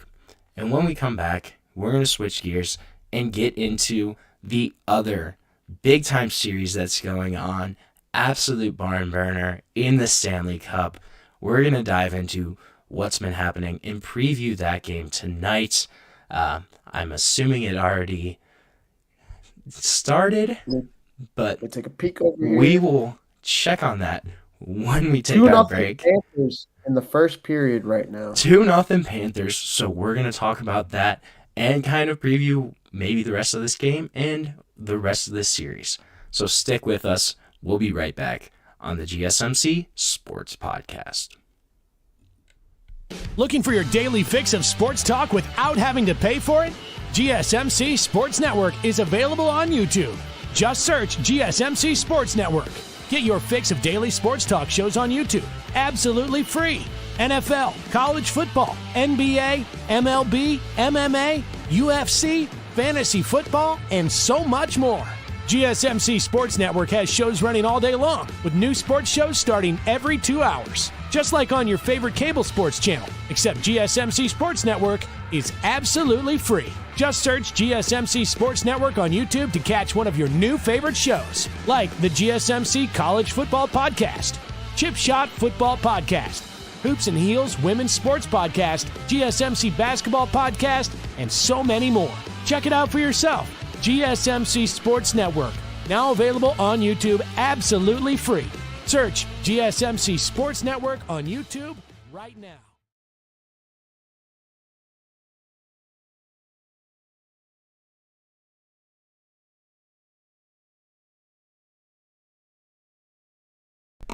Hello and welcome back to the GSMC Sports Podcast.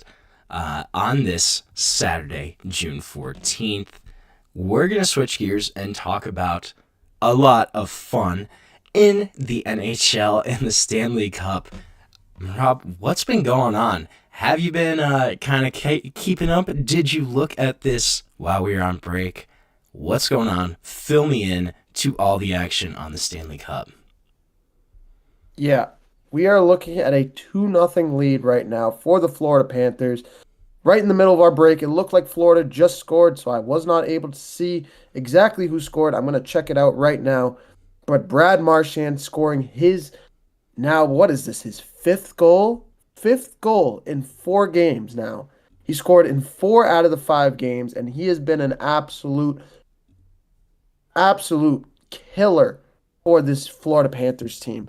A guy that they brought in before the trade deadline from my hometown in Boston, from the Boston Bruins, a guy that I watched play and I grew up watching.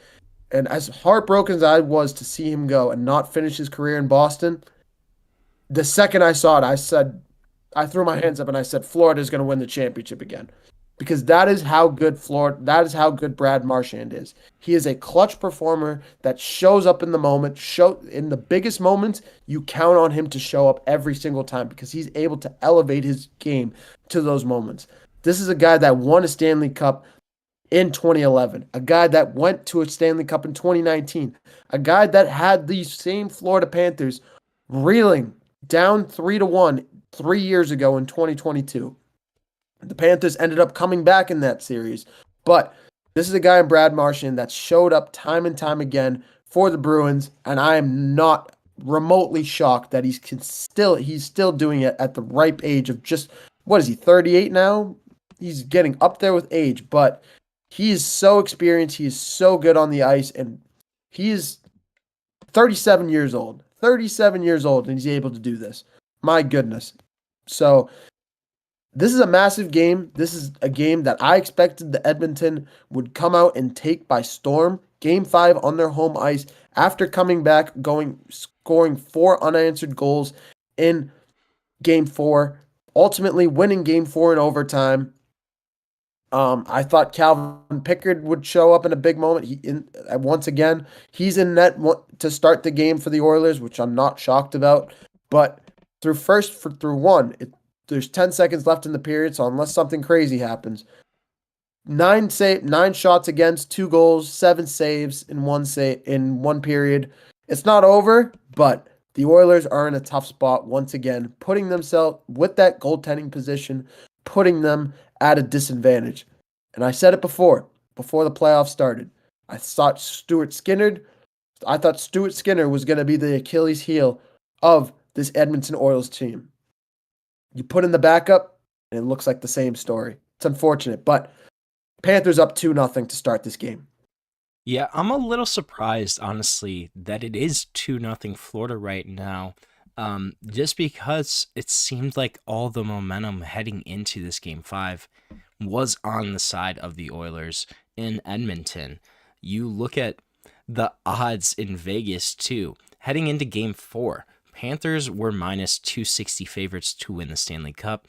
Oilers were at plus 215. Heading into tonight's game, Game 5, both teams were minus 110. I think that shows you, too, if you're a betting fan at all, kind of know the numbers there, that's a really big swing.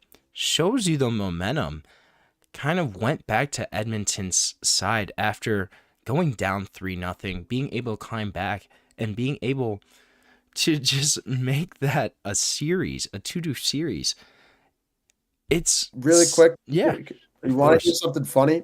One of my roommates from this past year that I just graduated college, he sent me a photo that he bet on the Edmonton Oilers down 3-0 at plus 1,600. We all looked at him like, what are you doing? And 15 minutes later, we're like, are you just Houdini now that you know what's going to happen in the future? I'm sorry for cutting you off, but I thought that was really funny. That's a little nice little side note. It's a little side story. But no, I agree. It seemed like this was going to be Edmonton's game from the jump. But early on, 2-0 Florida, kind of seems like that's not going to be the case. Are we going to see another one of this magical Edmonton Oiler comeback victories in this Game 5? Down 2-0 already, but you're at home, and you've done it 7-8 times already in just this playoff run. What do you think, Mehrob? Are we going to see another Edmonton comeback victory tonight? There's a team to do it. It is the Edmonton Oilers, a team that's come back. What is this? They've done it 8 times so far in these playoffs. They have been the comeback kids. They've continued to do it time and time again. They've done it twice in these playoffs. They did it in Game 1, and they did it in Game 4. Can they do it once again? I'm leaning towards no, just because I think the Panthers are just a better, more skilled team on paper, all around a better team. If they're going to do it, Connor McDavid still yet to score his first goal in the series. When will Connor McDavid wake up? Has it been the defense? It's definitely been some part due to the defense of the Florida Panthers. To Matthew Tkachuk, to Sam Bennett, to Sam Reinhart, they've all played phenomenally on that back line. But at some point or another, you are the best player on this team. As much as I love Leon Draisaitl, you are the best player on this team. And Leon Draisaitl has been phenomenal in this series as well. But Connor McDavid needs to show up at some point. If there's a moment for him, Game 5 on your home ice, you can go back to Florida with a 3-2 lead. This is a perfect time. If you lose this game, going back to Florida, in my estimation, the series ends in 6 games. In Florida, closeout game, I'm not expecting Florida to lose. The former champions, I don't see them doing. The defending champions, I don't expect them to lose. So I think this is a must-win game. If they need to come back to have a chance in this one. Mehrob, you read my mind because I was going to bring up Connor McDavid and his scoring drought. This is a guy that I think we can pretty much all agree he's the best player in the NHL.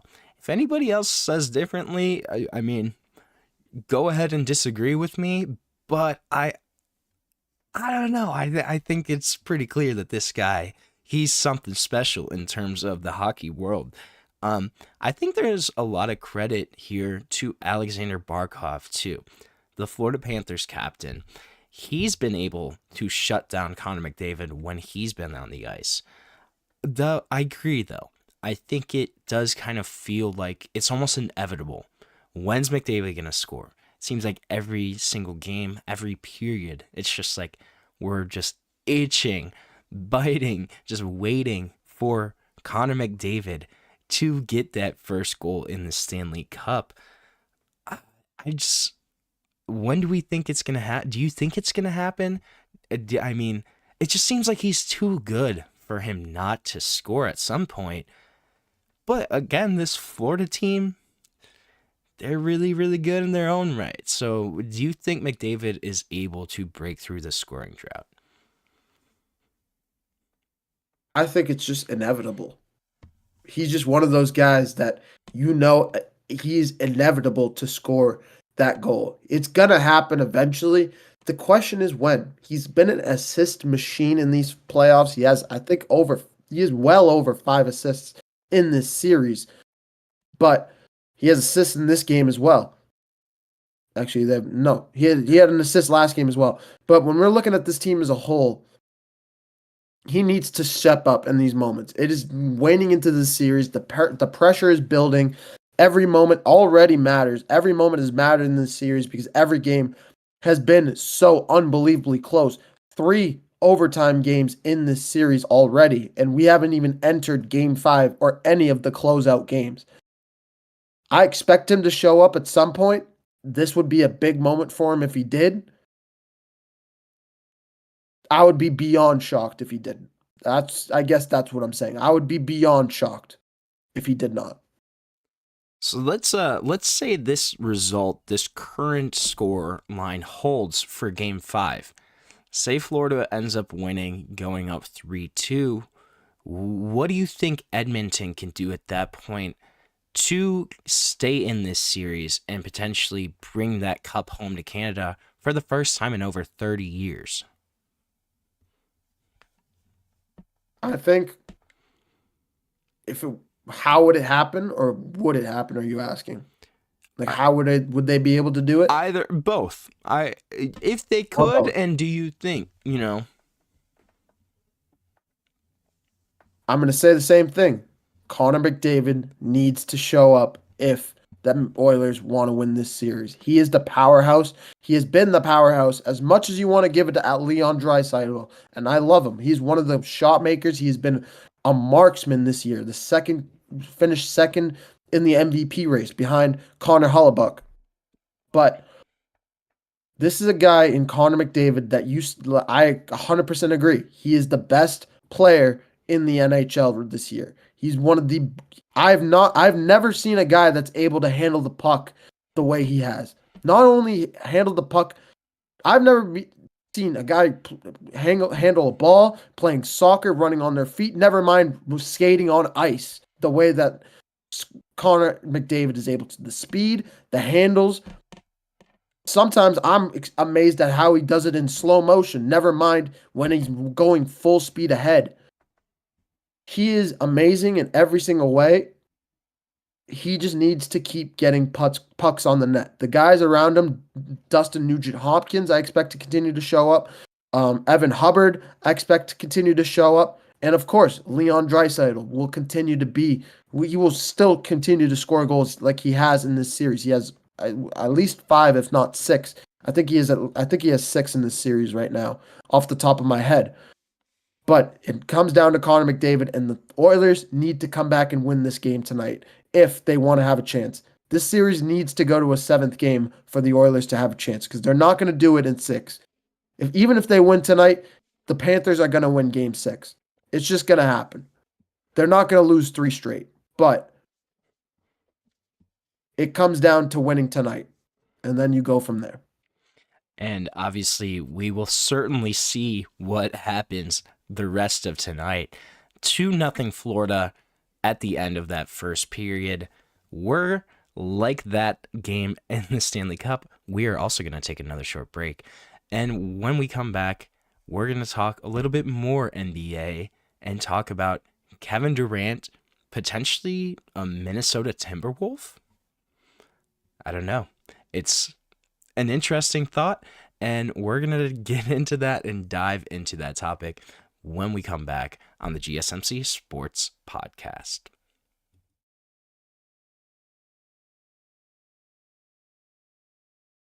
For the best and latest podcasts available anywhere, go to the podcast app on your cell phone and type in GSMC to access free content-rich podcasts on health and wellness, book reviews, sports, entertainment, relationships, social media, movies, technology, finance, and even weird news. Subscribe and download the GSMC Podcast Network's family of shows, available everywhere podcasts are found.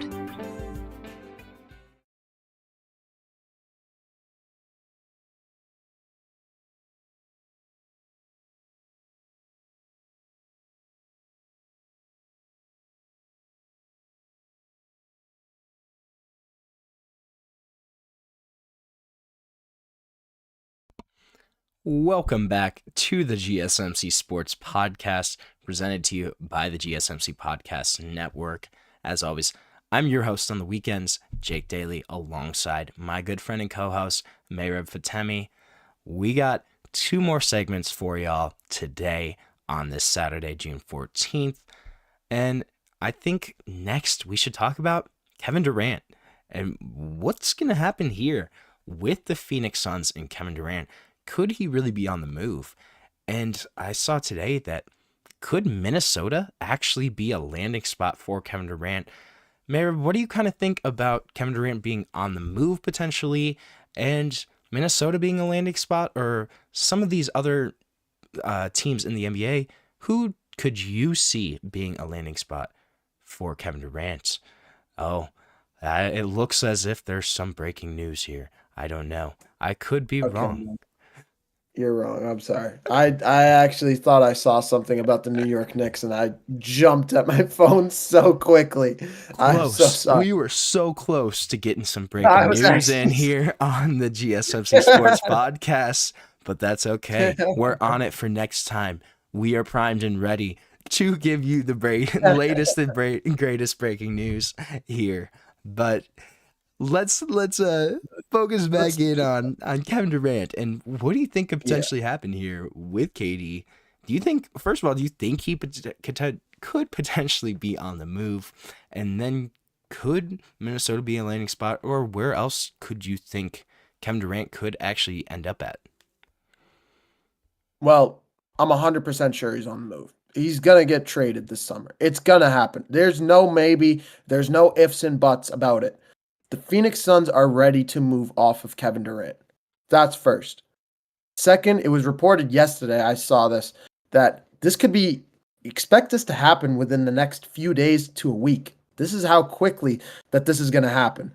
This is something that was already reported to happen before the NBA draft, and this fits right with that timetable, with the draft coming right around the corner before the end of the month. There are 2 teams right now that got reported today, according to Jake Fisher with ESPN, or with Bleacher Report, excuse me, that it looks like the 2 most likely landing spots right now are the Minnesota Timberwolves and the Miami Heat. Those are the 2 places that are on the top of the list in terms of trade destinations for Kevin Durant. I'll get into Miami first, just because I'm going to leave Minnesota for the end. Miami, I would like to see him there. I think not only will it help Tyler Herro grow into a better scorer, he's already a phenomenal scorer, but we're waiting to see Tyler Herro take that next step into being a leader on the team. I think he's around he's around Jalen Williams level. I would say he's a little bit higher than that, but he's around that 25 points a game scorer. I would say Jalen Williams is closer to 15 without SGA in the lineup. Hero's closer to 20-25, But I think Kevin Durant would do wonders for his career, not only to learn, be a mentor from Kevin Durant, but just be able to grow as a secondary scorer and continue to grow into that primary scorer eventually after Kevin Durant leaves. It would put Miami back into that conversation as one of the top tier teams in the Eastern Conference. And I think he would thrive with Eric Spoelstra. Eric Spoelstra, they might butt heads a little bit, and those are two personalities that you would see on paper could butt heads a little bit. Pat Riley as well. But if there's a guy that could get Kevin Durant under control and that could just have him sit there and come in, play basketball, and leave, it's Eric Spoelstra. And he will build that team. He will build that scheme around Kevin Durant. So that's first. I'll say that first. It would make Miami one of the top. I would put them probably fourth behind the or third without Jason Tatum healthy. I'd put them third behind the Celtics. But I'd put the Knicks and the Pacers ahead of them. Now let's get into the Minnesota Timberwolves. I'm shocked that the Timberwolves are even this far in. I thought the Spurs and the Knicks would be ahead of them. But the fact that the Timberwolves are here, I am beyond happy because this is the place where I wanted to see Kevin Durant go to. Can you imagine Kevin Durant and Anthony Edwards on the same team? Anthony Edwards has already brought the Timberwolves to a Western Conference final. Anthony Edwards has already back-to-back Western Conference finals. Anthony Edwards has already been the legend killer, took out Kevin Durant 2 years ago in the first round of the playoffs, has already been one of those top premier guys and is already being named or kind of given some of the spot, put into serious consideration as the next face of the NBA. Pair him up with Kevin Durant, I think that would be phenomenal. That would be a phenomenal pairing of those two. And if they can keep Julius Randle, if they can keep that core, if they can bring in a Naz Reid, I think Naz Reid would take a little bit of a pay cut to play on that team as well. I think Naz Reid's looking to get paid, but if he can stay on the team and if the Timberwolves can stay competitive, I would not be shocked if Naz Reid decides to stay. Keep Mike Conley, have Jaden McDaniels continue to prosper on that team, even though I don't think they would be able to keep him. In my estimation, if we are looking legitimately at a trade with the Minnesota Timberwolves, the Suns and the Timberwolves, I think ideally they lose Gobert and McDaniels and most likely a first-round pick in that deal for KD. And I think that would actually really work in favor of the Suns too, because it would give the Suns some defensive presence and it would help the Timberwolves. And honestly, it would probably propel them to their first NBA Finals of their young career or young franchise career in the NBA. Yeah, I think Minnesota's certainly an interesting option. Jackrabbit73 from YouTube said KD needs to go somewhere where he's the number one option. Heat makes sense for that reason. Minnesota doesn't really with Anthony Edwards. I tend to agree kind of with that thinking. I just think Kevin Durant, we've seen him want to be the number one option throughout his NBA career. That's kind of been something that's really been important for him. Besides those couple years with Golden State where he was kind of ring chasing, after joining a team where they break the wins record and you join that team, I think it's pretty clear what you're trying to do at that point. But besides that, Kevin Durant's kind of been a guy where he needs to be the number one option. I just think that's the one question mark I have with Minnesota. And that's also why, despite what Jake Fisher said, I think Houston still does make a lot of sense. I could see what he was saying where Houston doesn't really want to accelerate their rebuild. They have a lot of guys that are 25 and younger. But you have that team in Houston, that second, third best record in the Western Conference this year. You have a really young core. You give them a Kevin Durant, a guy that can be that alpha for those young guys, can be a guy to look up to for one of the Thompsons, Reed Shepherd, some of these young, Jabari Smith Jr., some of these younger guys. You have him, first of all, as that number one option, and then as a mentor to some of these younger guys too. I think Houston is a very viable landing spot, despite maybe they don't want to accelerate their rebuild that much. I don't think there's that much downside to adding Kevin Durant compared to some of these other franchises. I see what you mean 100%. And I really, going back to what you said with him struggling, not being a number one option on a team, that is very valid and that is very true. But we did kind of see him starting to play off of Devin Booker this year, and they kind of really did prosper with one another. The problem with the Suns is that they didn't have a team to build around those two guys. On top of that, they had negative defense, and they were giving up, I think, 120, 130 points a game. Those two things taken into account, that is the reason why the Phoenix Suns struggled as much as they did. I think if he can take that role that he did with the Suns and replicate that with Anthony Edwards, I really think the Minnesota Timberwolves could be a team to be reckoned with. That's easier said than done, but I could see him doing so. He did it with Steph Curry. He did it with Devin Booker. He took a little bit of a starting role with the Brooklyn Nets, but that was granted, especially with Kyrie and James Harden. You're going to be the leader of that team with those two guys. I think this is Anthony Edwards' team. I think the team is built in a way where Kevin Durant can just be an offensive threat, which is exactly what you want. If he can continue to show up for 20 points a game and be a legitimate number 2 option, Julius Randle can fall to a number 3, continue to get some offensive production, but doesn't grab as much attention from the defense, from opposing defenses. I think that would be really crucial for him to continue to prosper in that role. And Jaden McDaniels can fall away from that number 3 option. Jaden McDaniels really is, if Jaden McDaniels can focus on the defensive end and then sporadically, the same way Obi Toppin does, be one of those Indiana Pacers guys that shows up and gives you 20 points on any given night, 30 points sometimes, the way Jaden McDaniels knows he can, but focus and lock into the defensive end of the ball, I think that would do wonders for him because that is what he does best. He's a defensive guru. If he can focus on that end of the ball, he's fine. It's when you mix him up to the offensive end and you want him the same way that he was in the playoffs this year. They wanted him especially after that Lakers series, the way that he showed up. They wanted him to take that number 3 option, sometimes that number 2 when Julius Randle was having bad games. That doesn't happen for a guy. That doesn't work for a guy like Jaden McDaniels. Similarly to I'm going to tie this to Boston, same way it didn't work for Marcus Smart when he started to take a starting point guard role for them. He's a defensive guy. He's not offensive. If you mix them both, it doesn't work. It just ruins both sides of the ball. Let him focus on the defensive end. Bringing KD in would take a lot of pressure not only off Anthony Edwards but the rest of the team.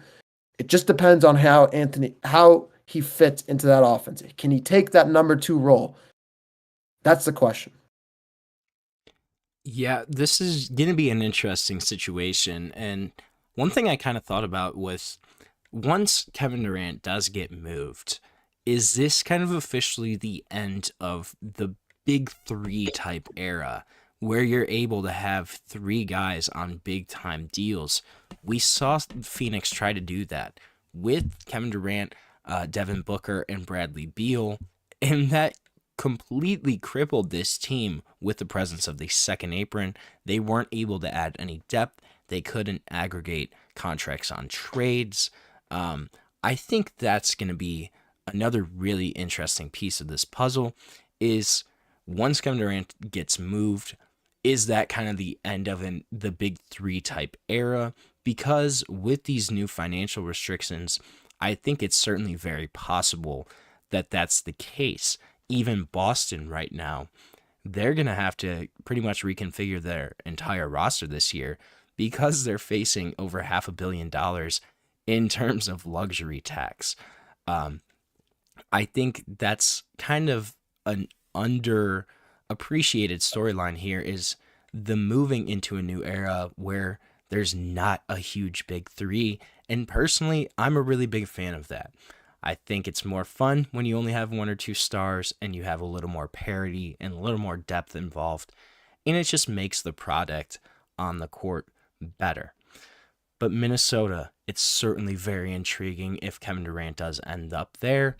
Could we see him kind of replace Miami or Jimmy Butler in Miami Could we see him take over this young Houston team? They're all certainly viable options. We're just going to have to see where Kevin Durant does go. But I think one thing is clear. We will not see Kevin Durant in a Phoenix Suns uniform this upcoming season. Right now, we're going to take our last break of the show. When we come back, we're going to talk about the Club World Cup. I don't know if Mehrob wanted to talk about something else, but if he did, we're going to talk about it tomorrow because the two of us are back here again tomorrow night. So stick with us. We'll be right back, and we're going to close out the show by talking about some soccer on the GSMC Sports Podcast.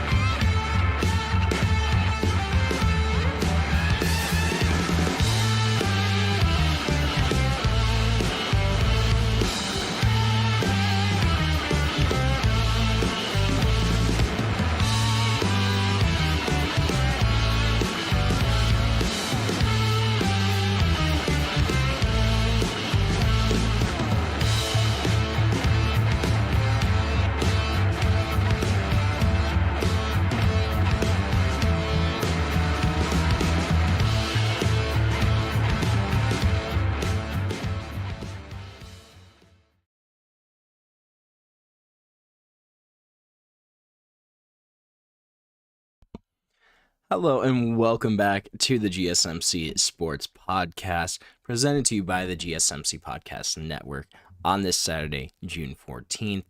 We're going to finish off our show today by talking about a sport that we really don't normally talk about, but I'm a fan of it and I picked today's show, so we're going to go and talk about some soccer today in the FIFA Club World Cup that's kicking off tonight in Miami, Inter Miami taking on Al Hilal from Saudi Arabia.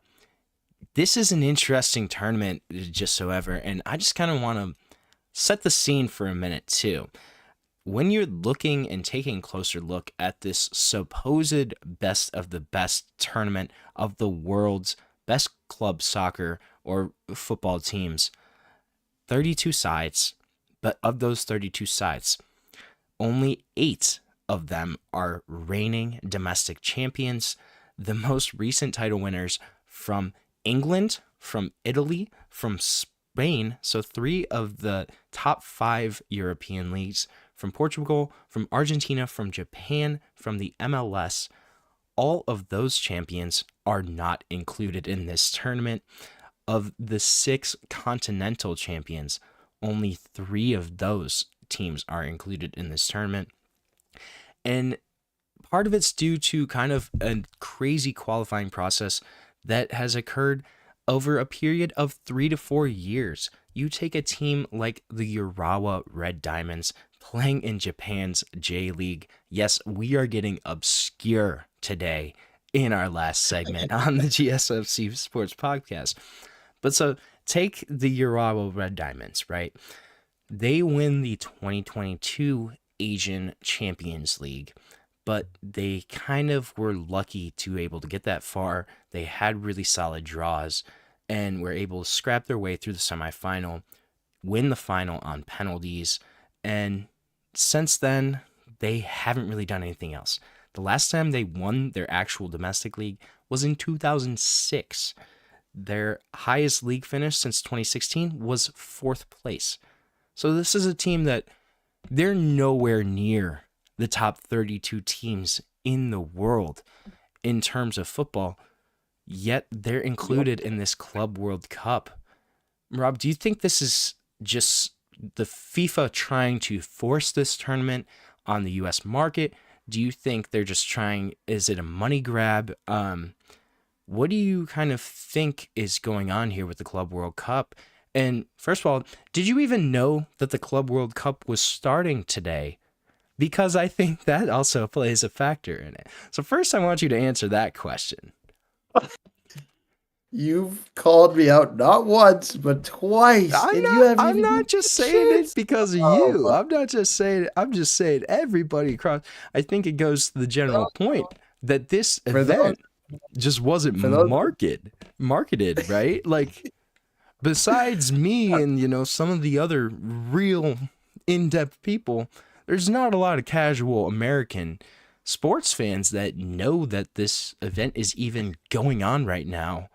And probably, honestly, in cities that are near some of these people, too. I just think it's kind of crazy that it's supposedly, best of the best. What do you kind of think about the whole thing? I mean, I saw it marketed for the first time about 2 weeks ago. I won't lie. I haven't seen but isn't that crazy? Don't you think? It's pretty crazy. Usually when you see World Cup news, you see it months. Similar to like Olympics, you see it months in advance. And it feels like, you know what this feels like? I don't know if they have this anymore. I haven't watched soccer in a long time. I think they still have this for like National League soccer. But I'm pretty sure, do they still have the Confederations Cup for club soccer? Is that still a thing, Jake? Or did they take that away? Yes, there's something kind of similar, but yeah. Okay. This reminds me just like that. You take champions of different leagues, or you could say it's Champions League, but in a way, this is during the summertime. Champions League happens in the winter. It happens between January, February, March, April. The winter colder months, the spring is when it usually happens. Summer is usually when players take it off. And there's a reason where you see NFL take it off, NBA, NHL take all the summer months off. Why? Because there's a time to take a break. The only sport that you see that plays in the summertime is baseball. And why? Because it's a perfect time. That's where they get their marketing to come from in the summertime. They get a bunch of marketing in the summertime. When I'm looking at soccer, I think they're definitely trying to force this a little bit with the MLS, especially with Lionel Messi joining the Inter Miami. We're going to see him later tonight. But I think they're trying to get the U.S. into it. I think that was a great point that you brought up, that they're trying to get the U.S. into the soccer market and get the MLS, try to start attracting some of these big-name players in Europe into the MLS. I think they're still going to want to go to the Real Madrids and the Bayern Munichs and the Juventus. They still want to go to the big leagues of soccer and of club soccer, because that's not only where the money is, that's where the competition is, and that's where a lot of these guys are very competitive. But if the MLS is to join that, not only would it be an amazing it's an untapped market in the US, but it would make Champions League that much more interesting. So I think those are two factors why they're trying to push this in the US, especially with this being on US soil in Los Angeles, around the US in general. I think this is a phenomenal move for FIFA. I'm going to pull the curtain back to your original question, though. I originally wanted to talk a little bit about the Red Sox-Yankees series. That's what we were kind of going back and forth. But my man Jake is the host of the show. We roll with him, so well, I did already have the segment title typed in too, so we weren't trying to do some quick editing here on the fly. But the good news is we got another show tomorrow, so there's always more sports to talk about. There's always more sports. You did bring up a really good point, though, where you're talking about this season, and these players in the Club World Cup are exhausted. You look at the soccer season, the calendar is ridiculous already, going pretty much from August to the Champions League final was 2 weeks ago, just 14 days ago. You have a season that runs from August to the end of May, and then you're going to add another tournament that the importance is kind of debated. Does this even really matter that much? You're going to add another tournament during their off season, during that limited off season already. It just doesn't really make sense to me, where these players, they're all tired. probably a lot of them are wondering why they even have to play in this thing. Why do they have to go to the United States to play in this tournament? There's a lot of exhaustion physically, mentally. I just wonder, was the Club World Cup and kind of expanding it to this big stage, did it even kind of make sense to do? I think there's a lot of negative downsides. And another thing that we've seen is that these events have not sold out. There's been a lot of issues with ticketing here. And part of that was because the officials for FIFA in Miami, they all said, hey, let's use smaller MLS venues, which is what they're doing in cities like Nashville, in cities like Cincinnati. But then you also see matchups in MetLife Stadium, in Hard Rock. You have a Brazilian and an African side playing in Hard Rock Stadium, the home of the Miami Dolphins, where they can hold 65,000, 70,000 people. They're not going to sell out that place, and they're not going to be anywhere near close to it. So it just doesn't really make sense to me that you're kind of really pushing it. I don't know what the upside is here. I think you're right on. They're trying to tap into that U.S. market. I don't know. It's still going to be an interesting competition. We're still going to see Real Madrid, Paris Saint-Germain, Borussia Dortmund, Bayern Munich, some of these great European clubs of soccer. We're still going to get to see them on American soil in a tournament that matters more so than when they come to the U.S. normally. But with that, we are going to end our show for today. Thank you so much for tuning in to the GSMC Sports Podcast, presented to you by the GSMC Podcast Network. I'm your host, Jake Daley, alongside my co-host and good friend, Mehrob Fatemi. Thank you so much for tuning in. Have a great night.